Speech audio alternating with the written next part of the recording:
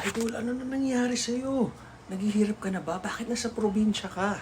Ba't ganyan na itsura mo? Uy, bagong ayot ako, thank you. Ah, ang tunay na kayamanan sa akin, hindi yan nabibili sa pera eh.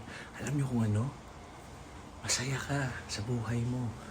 Healthy ka, healthy yung mahal mo sa buhay, which is in me, yung asawa ko. So, ganun, yun ang yaman sa amin. Ba't di nyo ka napapanood sa showbiz? Wala magandang offer. Hindi maganda yung bayad. Bakit ako gagawa ng hindi magandang role? Tapos hindi magandang bayad, sayang ng oras ko, hindi na ako bata. Doon nga sa mga bata yun, di ba? Kahit naman aminin natin o hindi, kilala pa rin naman ako ng tao, lalo ng kalalakihan.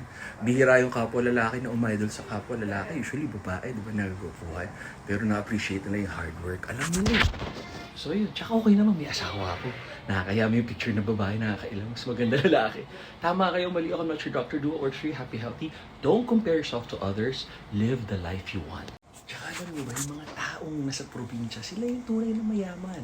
Tapos ang simpleng buhay, yan ang pinakamaganda. Yung gigising ka sa gusto mong oras, gusto mo yung ginagawa mo, gusto mo yung mga kasama mo.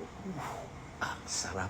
Yun ang tunay na yaman. Yung control mo yung time mo, healthy ka at masaya ka.